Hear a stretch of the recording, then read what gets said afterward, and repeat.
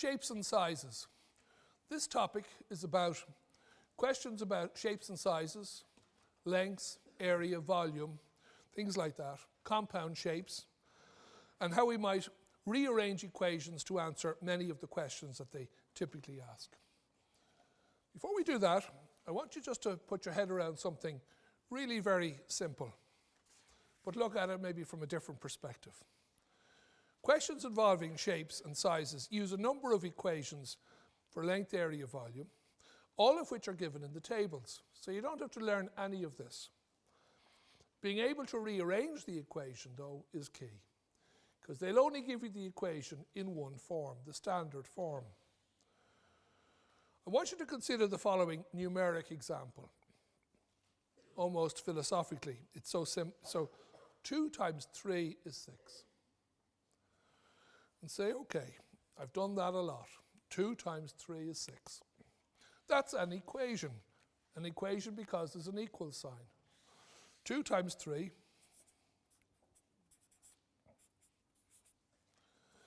But in that equation, there are actually a few other relationships.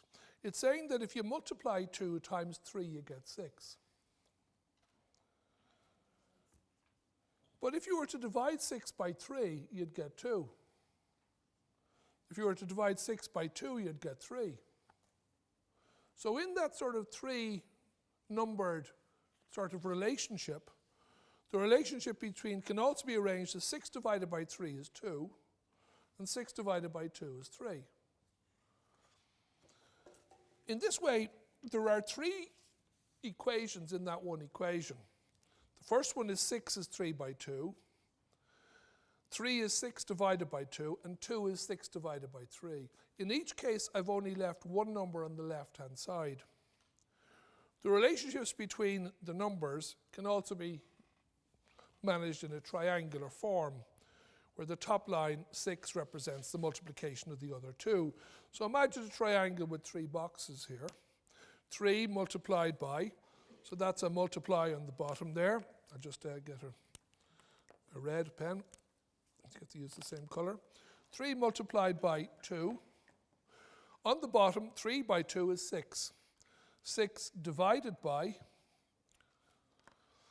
If I've got 3 numbers there and I leave one of them blank, I can find it, because 6 divided by 3 gives me 2. 6 divided by 2 gives me 3, and the multiplied 3 by 2 gives me 6. And you've seen these equations sometimes in physics. They might say something like V is IR or something like that in volts or something like that. That may be voltage, I might be current, and that might be resistance or something. Or there's other equations like that. But 1, 2, and 3. So for example, the missing number can always be found from the other 2. Where the missing number is on the bottom line, it can be obtained by dividing the number on the top by the other number. So if the missing number is 3, 6 divided by 2 is 3. 6 divided by 3 is 2. And if it's on the top, you multiply. So the rightmost number in the bottom line can be done by dividing, and the one on the top. So it's just the 3 are always together. Now, you might think that's an awful lot of fuss, for 2 times 3 is 6. Okay? And it is. But let's consider this one now, and let's consider an algebraic example. Very simple shape. We're talking about a rectangle. And we're saying that the area of a rectangle in square meters is given by the width by the length. This is standard equation. The area is length by width. Or in Irish, it's fad fáil lehead. So we'll call it area is length by width. Okay? So length by width.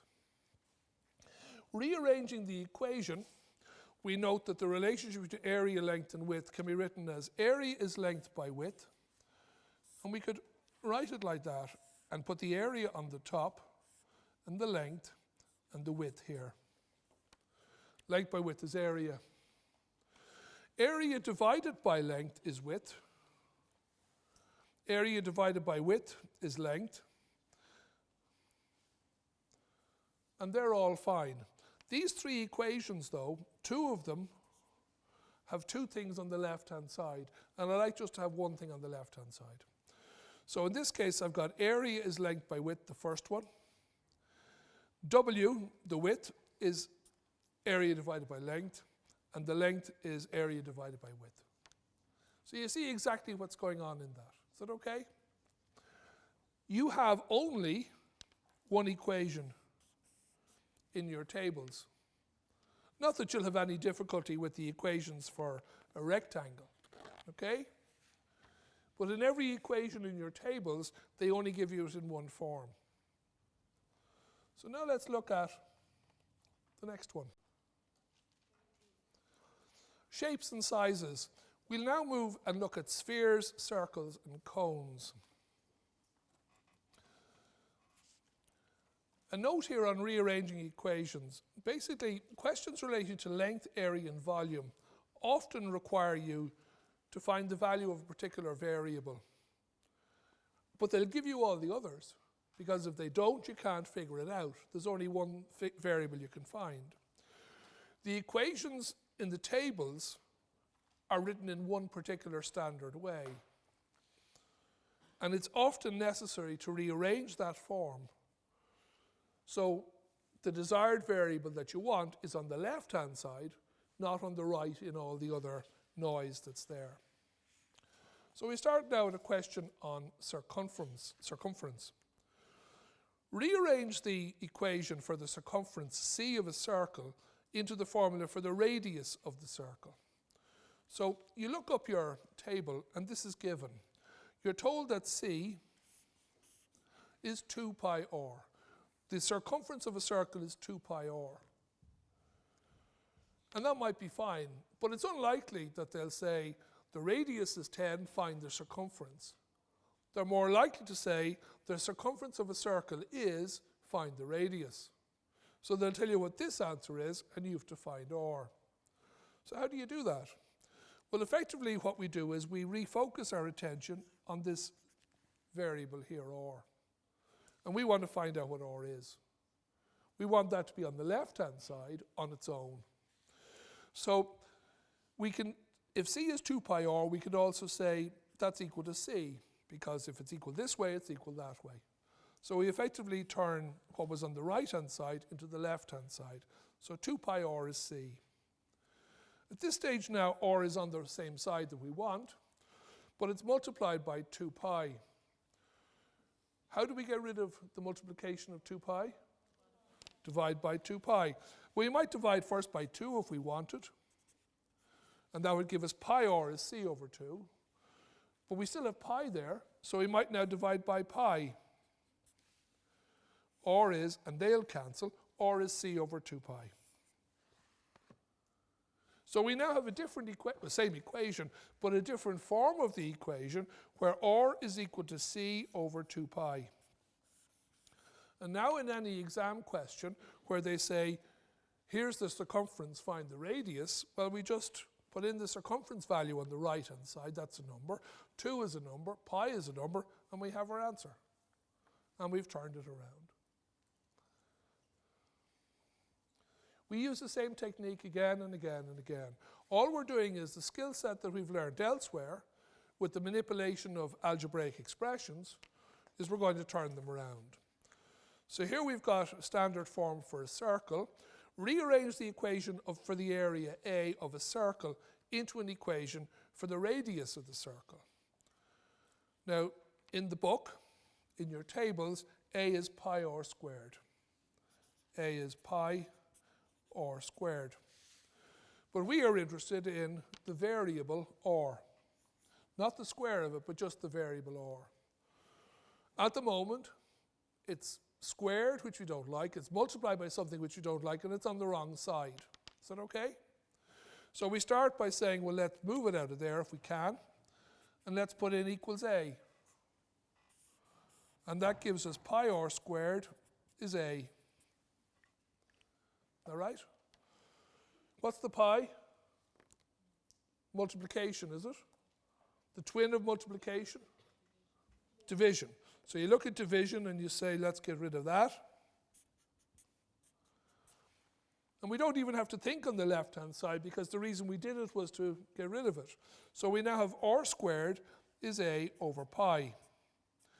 We're not bad. We've got r squared here. What do we wish instead?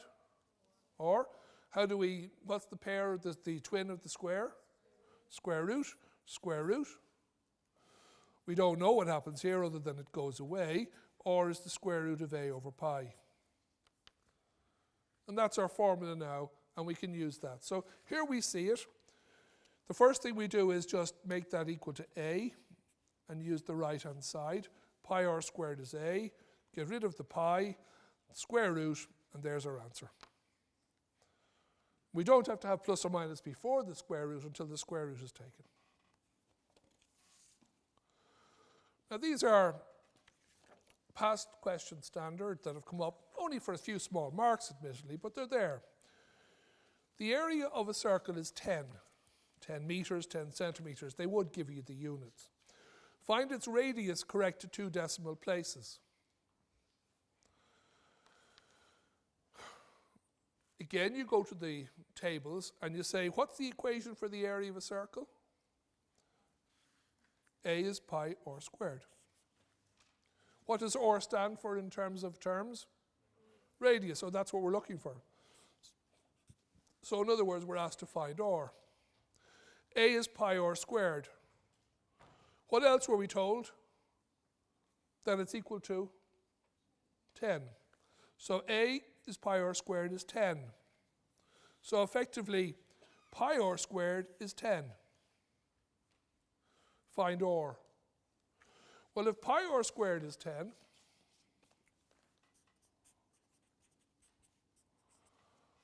what could I do to get rid of simplify the left?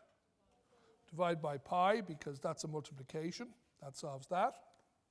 That leaves me with r squared is 10 over pi. And the r squared, how do I do that? Square root it. Because it's the one thing that will eliminate the square for me. So I end up then with r is equal to the square root of 10 over pi. And there are marks for that. There's r squared is 10 over pi. The square root of that is 10 over pi. R is equal to the square root of that. And with your calculator, 10, divide by pi, hit the square root button, and you get 1.78 to whatever many decimal places you need. Same applies in the question of a sphere. Rearrange the formula for the volume V of a sphere into a formula for the radius of a sphere. We look at the left-hand side. First of all, we go to the tables, and it says we are told that the volume of a sphere is 4 over 3 pi r cubed. But we're interested in the r of it. We want r on the left-hand side on its own. We do equal to v, and that tidies that bit up. 4 over 3, do we like the 4 over 3? No. We could multiply by 3 over 4, but we can take it a step at a time. Let's just multiply by 3. Multiplying this by 3 and this by 3 means that the 3's cancel, and we've got 4 pi r cubed is 3v. Do we like the 4 pi there? Wouldn't think so. We could divide by 4, maybe. We could divide by 4 pi as well, but dividing by 4 would bring us to this one. Pi r cubed is 3v over 4, which isn't bad. What about the pi? Can we get rid of that? Is it multiplying there? It's not plus, it's not add, it's not square, it's not cubed, it's multiplication. So we divide by pi and divide by pi. So that's 3v over 4 pi. We bring that to the next slide. We can see that r cubed is 3v over 4 pi, or that could be 3v, depends on, that's the same, that's the same as 3v over 4 pi. How do we get rid of the cube?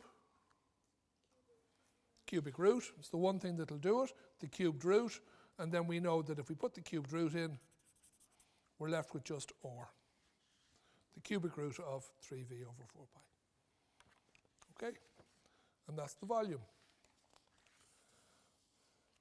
Then a specific question on the volume of a sphere. The volume of a given sphere is 30 pi. Now they'll say 30 pi centimetre cubed. They'll keep the units, they will be correct. Find its radius. What's the letter we use for the radius? R, so that's R. The volume, what's the formula? V, and it's 30. So we're told that V is 4 over 3 pi r cubed is equal to 30 pi. So 4 over 3 pi r cubed is 30 pi. Any simplification there on either side, or fancy having a go at maybe dividing by pi or something? If we divide it by pi, we could divide by the 4 first if we wanted. If we divide it by pi first, what would happen? They fall out. 4 over 3 r cubed is 30. How do I get rid of the 3? Multiply both sides. 4r cubed is 90. Get rid of the 4. R cubed is 22.5. How do I get R?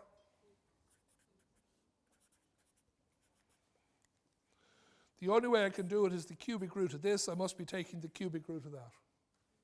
That's the only thing that'll get rid of it. So this must be the cubic root.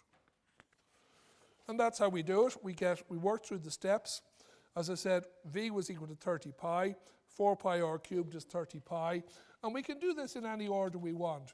We could have a go first at getting rid of the pi's. We could have got rid of the 4's or the 3's. Cubic root of 22.5, or is that? You see the pattern, don't you? You see that this is a skill set that you have in spades. Step by step, one thing at a time. What am I getting rid of? It's going to come out. You're going to get the marks. You're going to pick up the marks to the method, but you're going to get full marks for it as well, because it's just clean. It's just repetitive process, step by step. We take this example now of a cone.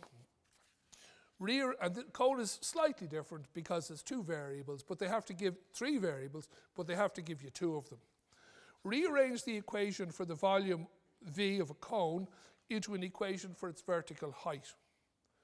Now, you don't have to learn this off because you're given the equation in the book of a cone, that the volume of a cone is 1 over 3 pi r squared, where r is the radius, and h is the vertical height of the particular cone from its base. Is that okay? So that's the shape of the cone. You're asked to figure out, again, our pet, into an equation for its vertical height h. This time I'm interested in h. But I could have been interested in r. I'm interested in h. Okay? So how do I get that? Well, it's on the wrong side, isn't it? The left side. So we just put in a v there, and it becomes visible on the right-hand side. Any idea how we might get rid of the 1 over 3? Multiply by 3. So it becomes 3v there, and that becomes 3 times that. 3 times that, they cancel. So pi r squared h is 3v.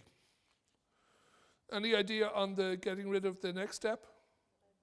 Not gone in the pi much. So, in fact, I might even take the pi r squareds together. But pi r squared h was equal to 3v. I could have said that's multiplication, that it's all multiplication, and I could have divided in one go by pi r squared and solved it that way. H is equal to 3v over pi r squared. Or I could have said, look, there's no need to rush. It's not a mad dash. I can do pi r squared h is 3v. And I can say, let's take it a step at a time. I don't like the pi. R squared h is equal to 3v over pi. Now I'd say I'm really not gone on this r squared.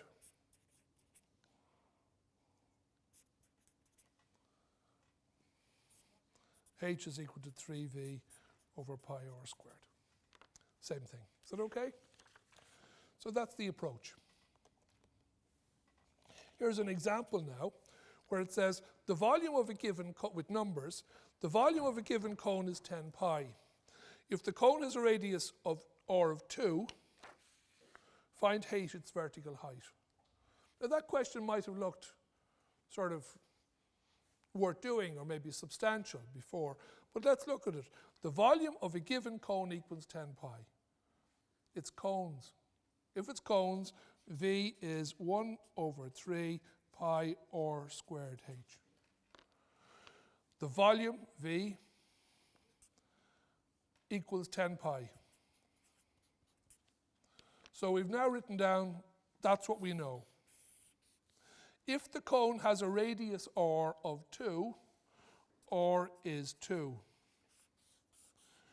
We go into lockdown mode, r is 2. Everywhere I see an r, I'm putting in 2. V then becomes, V is equal to 1 over 3 pi r, oh yeah, I have a number for that, that's 2, squared h is 10 pi. I work out the calculations, and I say that's 1 over 3 times pi times 4, h is 10 pi. I might do some tidy up here, and I'll say 4 over 3 pi h is 10 pi. Anything there that you see on both sides? I think the pi. So you might divide there. 4 over 3 h is 10. What do I want?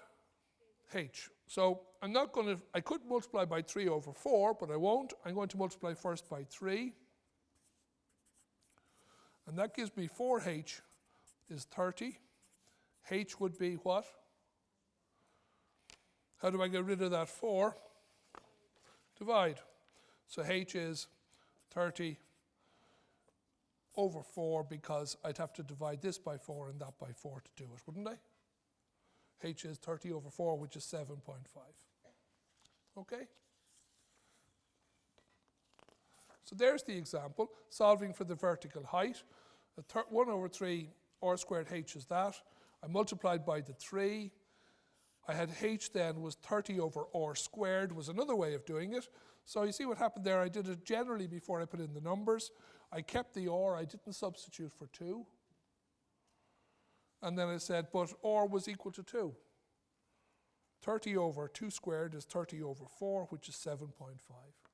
So it shows that it doesn't really matter. You go down one route or the next route, you'll end up at the same place. You can get rid of a letter first or second or put in the numbers now or later. It doesn't matter. You'll get there in the end, okay? And that's the end of that topic.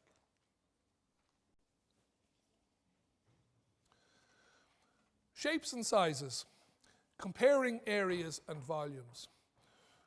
What happens here is you get a question and you're asked to say, would this size be bigger than this, or how many of these would fit in this, etc. So the notes here on this section are, it's often appropriate to compare different shapes and volumes, or to convert one shape or volume into another. Comparing shapes allows us to establish which is larger, or whether they're equivalent. For example, whether a round pizza of a given radius is larger than a square pizza with a different length. Establishing the volume of a given shape, we can determine how it compares with the volumes of different shapes, other different shapes. For example, how many glasses of a particular size can you fill from a particular bottle or jug? So this is what's going to happen in this section. We're going to move various volumes around and we're going to compare them. And we've got composite areas or composite constructions here, or composite shapes or vessels. So we'll start off here with a composite shape consists of a square of length 5, this is it here, and a semicircle with diameter 5 units on one of its edges as shown. What numbers of circles of radius 1 unit would have the same overall area? So what we have here is we've got this shape and a small little one of these. And many of those would fit in there. if you were to completely rearrange the space, not that they wouldn't have to worry about fitting the edges or anything like that. How many will fit in there? Which is equivalent, okay? So really what we've got to figure out is what is the area of that space there? And what is the area of this? And divide one into the other. It's as straightforward as that. Is that okay? So we start by saying, well, this is the composite shape. And if it is it made up of two different shapes? This one here is, what do we call that one? The square. It's at least a rectangle, but it says 5 by 5, so it's a square. And this one here? Semicircle. Okay? And both of those are in play at the moment. The square is 5. So the area of a square, if you look up the formula, but you really probably won't, the formula is just the length by itself. Is that okay? So for the given square of A, it's 5 by 5, which is 25. And again, you will probably have units here. It might be centimeters squared or whatever. Okay? What's the area of a circle? A is equal to pi r squared. Do we have an equation for the area of a semicircle? Is it in? We do. I mean, I don't know whether it's in the tables, but let's assume that it's half. Is that okay? So we now know that that's for the circle, so it must be half that really. Okay? Pi r squared. That would be the area of a circle. What's the radius of this circle? That's very important. You can easily be confused. You're thinking 5, you're thinking diameter and all of that. But actually, the r is actually only, there's 2 r's in that. That's the circle. Is that okay? That's an r. So the r is 2.5. Isn't that right? Because there's 2.5 to here and 2.5 to here. So our radius in this question is 2.5. 5 over 2 is 2.5. That's the area of a semicircle is pi r squared over 2. And the area is 2.5, so it's pi 2.5 squared over 2, which when we calculate out, 2.5 by 2.5 is 6.25, and that the pi is there, divide, etc. And we get this answer here. So this is the contribution to the area from the semicircle, and the contribution from the square is 25. What's the overall area? What do we do? Just add the two together, isn't it? So the overall area is the composite area, and we say this is the total area is the area of the square plus the area of the semicircle. This can be expressed as the 25 plus the other. Now, circles of radius 1. What's the area of a circle of radius 1? What's the area of a circle? What's the formula for it? A is equal to pi r squared.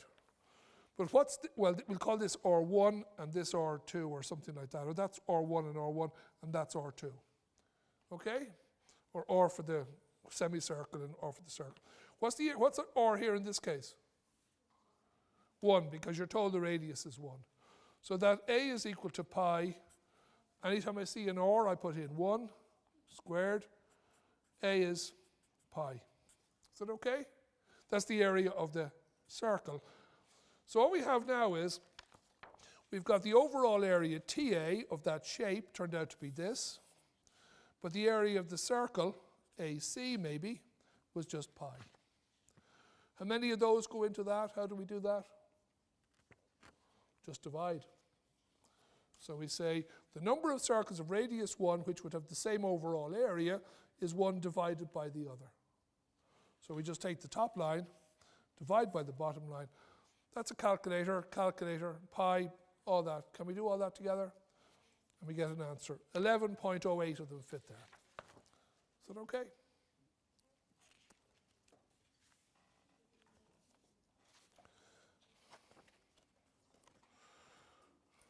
We'll now move on to the next question here, example 2. And this is a bit more substantial. Might look tricky on first read, but after what you've covered, it should be okay. Example 2. A cylinder of radius 5 centimeters. Here's our cylinder, and it has a radius of 5 centimeters. Contains water up to a height of 8 centimeters.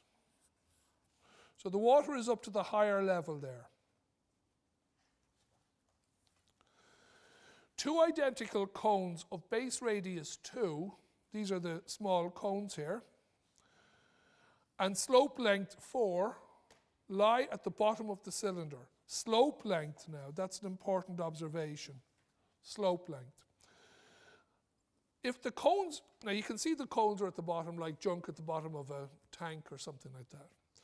If we take those two cones out, just fish them out, what will happen to the level of the water? It'll come down. And we're asked to find out how much will it fall. Okay? Now, it's just Sudoku. We have to figure out how much will the height drop, but it's just step by step by step. As I say, it's like eating an elephant, one bite at a time, you know?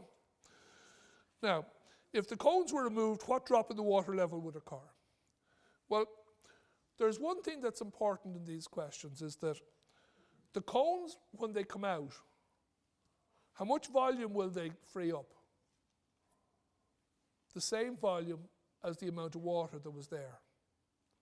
You can't create volume. So if I take out a cone, whatever volume this had, that we think it's filled with water, is going to be gone. Is that okay? So the volume of these two cones will be the same as the volume of the water they're covering up at the moment. Is that okay? So if we just stick with those two things being the same. Okay. Now there's a few steps in this. We'll start with the cones. It says that if the cones were, okay, two identical cones of radius 2 and slope length, that's important, 4 centimeters. Now, what happens here is that if we look at an enlargement of the cone for the moment, it says that the radius is 2, but the slope length is 4. Normally, the equation you're given is h, the height of the cone. And the height is this letter here, which is always the vertical height with the right angle on the bottom. Is that okay? But we were told the slope here. So effectively, we've been told that this is 2, that's h, and that's 4. But that's a right angle. Anything come to mind? Pythagoras. That's a right angle, 2 something and something. We know that x squared, y squared, z squared. The square of those will work. Now I'm talking about the triangle. I'm talking about the right angle triangle like that. Is that okay? We know that's a right angle triangle. And if it is, Pythagoras applies. 2h4. So we can work that out. We can say 2 squared plus h squared is 4 squared. What's 2 squared? 4. H squared we leave. What's 4 squared? 16. How can I get rid of this 4? Subtract, isn't it? Or take it to the other side. So 4 minus 4 plus h squared is 16 minus 4. In other words, taking the 4 to the other side, h squared is 12. If I know that h squared is 12, how could I find out h? Square root of this gets rid of this. H is equal to the square root of 12. Is it going to be a positive value? It will, because distance is always positive. Is that okay? Always in that sense. So that's going to be positive value. So it's going to be, it turns out in the calculator to be 3.46. Just the square root of that. So I now know the height. I know the height, the vertical height of the cone. I'm not in a bad spot. H is 3.46 or whatever, 4 or whatever. I don't have to keep a million places a decimal. Let's go back to the question. What was I trying to do? I was trying to find out the volume of the cone, wasn't I? Now, there's an equation for that in the tables, which I've written down, or I would have written down in the question. V is 1 over 3 pi r squared h. Do I know r for this cone? Was I told it was 2 centimeters in radius? So I was told that R was 2. Did I find H? H was equal to 3.46. So what do? Into lockdown, you've got your table, and you say V is equal to, okay, 1 over 3, fine, pi is pi, or I have a number for that. I substitute the R squared with the 2 squared. And the H was the square root of 12 or 3.46, whatever I want. Is that okay? That's that. Pi is a number, 2 is a number, that's a square, that's a number. They're all numbers. That's just calculator stuff. And that turns out to be, V is that. What else is there? Let's go back to the question. How many cones were there? 2. So I should multiply that answer by 2, shouldn't I? So I multiply the answer by 2 because both cones. Now I know the volume of water or whatever liquid that would be in the shape of the 2 cones. I know the total volume. Is that okay? I know the volume of the 2 cones. What's that going to be equal to when they come out? Isn't it going to be equal to the amount of water they come down by? Yeah. What is that shape of that water thing? That's a cylinder. The water is actually a cylinder. It's like a band, but it's a disc. It's still a cylinder. It's just got a small height in it. Is that okay? But it's still a cylinder, isn't it? And what's the volume of a cylinder? Well, let's look that up. The volume of this, so let's say if the cones were removed, it would result in a drop in the water level within the cylinder. The drop would be equivalent to the same volume of water being removed. The general formula for the volume of a cylinder, and you can look this up, is pi r squared h. That shouldn't surprise us. V is equal to pi r squared. What's pi r squared? The area of a circle times h. How high that circle is, that disk. So that gives us the volume. So that now is the volume of the water. So we have on one side, should those volumes be the same? Yeah. So what we're going to do in this question is we're going to make V1 equal V2. So I'll just get a nice sheet of paper. The first volume was the volume of the cylinder of water. Now the cylinder of water is fine. Do we know how much it's going to fall? No. So we just call that H2 or something like that. Is that okay? Or H for water, H2. So what we find is the volume of a cylinder is given by pi r squared h. Pi r squared h. We have to be a little bit careful. This is the cylinder and that's the cylinder. And that has to equal all of the stuff we had gone to the bother of calculating for the 2 cones. The volume of the cone, the 2 cones, turned out to be 8 over 3 pi times root 12 or 3.46. So effectively what we have is pi r squared c hc is equal to 8 over 3 pi 3.46.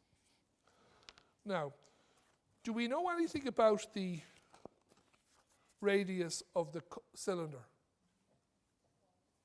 We're told it was 5. So that's given to us. So actually this RC thing was 5. So we can mop that up. So we now end up with pi times 25, because that's RC twice. HC is 8 over 3 pi 3.46. Can we start simplifying this, anybody? Are there pi's on both sides? The 25, could that go to the other side? HC is equal to 8 over 3, 3.46 over 25. What's HC? The drop in height. Is that okay? So step by step by step by step. H was just, I was trying to call it the height. It's the height in the cylinder, rather than the height in the cone. They're both say, great. I should have called it H1 and H2. My answer would be just that, yeah. That's the answer, it's done. Is that okay? We found the first height, I think we called it, I should have called it CY or something like that for cylinder, and the other CO for cone. The other height, I think, turned out to be whatever it was. We found it on the square root of 12. Is that okay? That's how we did that. So equating the volumes on both sides, the water with the cones, simplifying it, we got the H was that. Using a calculator then, we plugged them all in, and therefore if the two cones were removed, we know how much the water would drop. Now, this is the last question, I think, in this subsection. Very, very similar to the other one in terms of difficulty. One tiny additional complexity. A company wishes to make candles from a cube of wax 50 centimeters in length. The candles comprise two parts. Each candle consists of a cylinder and of radius 2 to a height of 20 centimeters, topped with a cone on the top. So I've drawn a picture of the candle in a way, and I've imagined it like a cylinder with a cone on the top. And they're small.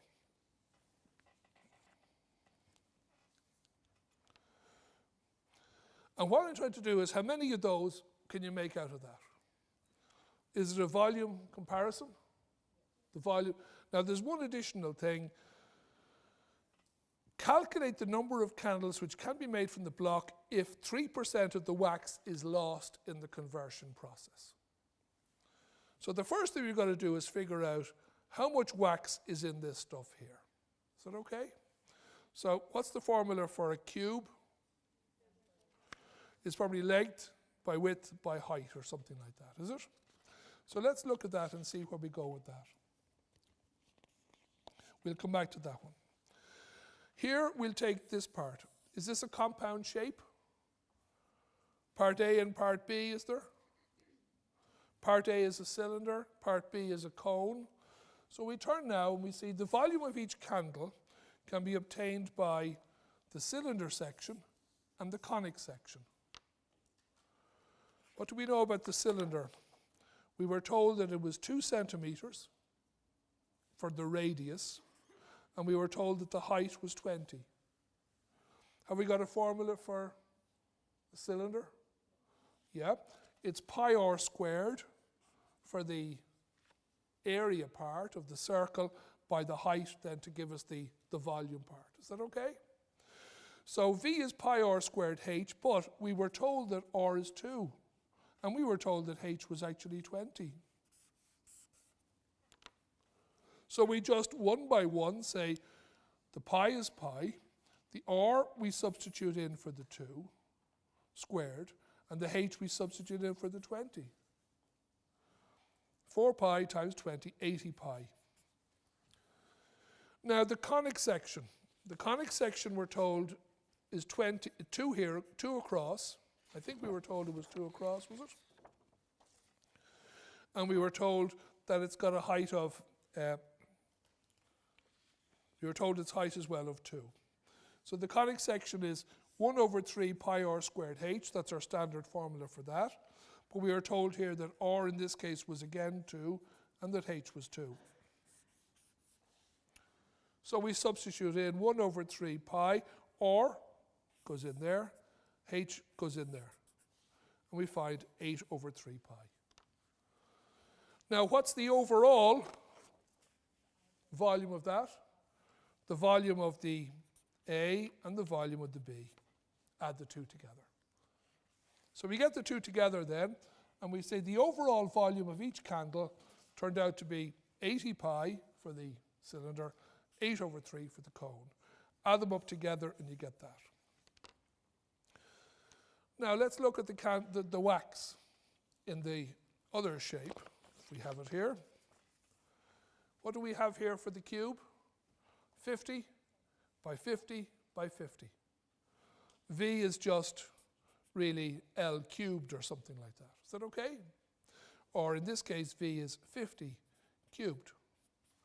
And 50 cubed here is 125,000. I'm going to turn that stuff, 125,000, into these. But I have one thing to do first. What am I to do? Get rid of 3% of it. Now, there's a few ways of doing that, and they're covered in other topics. But 125 by 3%, 3 over 100, tells me that I've this much lost. So I take that out of it, and I end up with that. Or you could have said 125,000 by 97%. And that would have given you the same answer. Is that okay?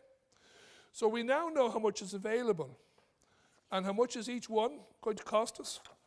82.666 pi. Is that all right? How do I find out how many? Divide. One divided by the other. I end up with 467.84 candles. So what integer value should I use for the candles? 4.67, 467 or 468?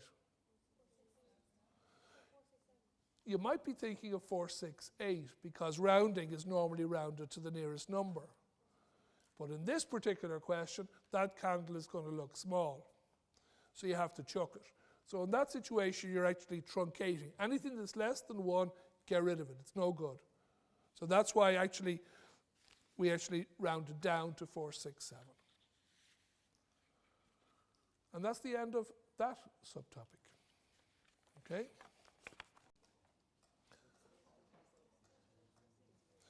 Shapes and sizes. Here's a topic that's quite apart from all the others, where you're talking about irregular shapes. We have a picture of one here. Estimate the area of the shape shown below. So it's quite irregular. It's up and down all over. And it could be up and down on both sides. It doesn't have to be just even here. It could be up and down on both sides. And what they do is they use a method called a trapezoidal approach. Here with variously fine trapezoids, things that are not quite rectangles, and they're not quite triangles. They're a rectangle to here, and then a triangle on top, or a rectangle to there, and a triangle down. That's a trapezoid. They're parallel lines in one plane, but not on the other. And what they do is they approximate this using trapezoids, and by and large, the area comes out okay. So for example, if we just take not the black area of the shape, but we take the red area as a comparison, what we do here is we look at the red area and we see sometimes we're a little bit outside the black. Here, you are covering an awful lot of area here that's not in it at all. And then other times we're picking up areas that we're missing bits. So let's call the blue maybe missing. We're missing here. We're missing here. But on the other hand, we're picking up extra bits that we shouldn't be picking up as well. Are we going over it? We're going over it here, and we're going over it maybe somewhere here. And overall, they say it should balance. We should get pretty well, it'll trade off ups and downs. So what they do is we cut it into the similar sized slots here, 2 meters at a go here, and we get the lengths of each. The area of a trapezium is defined as h over 2a plus b. A would be one of the lengths, b would be the other. H is the distance, the common distance. Now if that was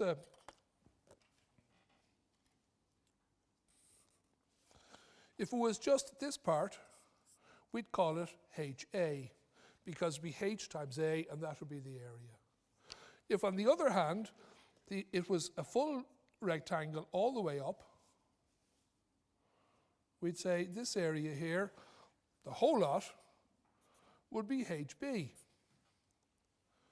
But it's sort of halfway between them. So they say it's sort of H into A plus B over 2. Because it's half of A and half of B. Like it's not quite A on its own is not as bad as that and it's not as good as the other. And they just do it that way. So that's the formula for the trapezium, and that's in your notes as well. If you have several trapeziums, there's quite a lengthy formula in the book, and they write it down like this. And they say you start off with h over 2 times the first one and the second one and the third one, all of these along. So you would say if this was y1, y2, y3, y4, y5, y6, you'd have to say this trapezium and that and that and that and that and that. And if this is the first height and that's A, and that's B, and that's C, and that's D, and that's E, in the first equation it would be h A plus B over 2. Then it would be h B plus C over 2. Then h C plus D over 2. But if you see, and you read those, look at those, you'll see that this line here, this height, is both counted on this trapezium and on this one. And every one in the middle is counted twice, except for the end ones. That's only counted once, and that's only counted once.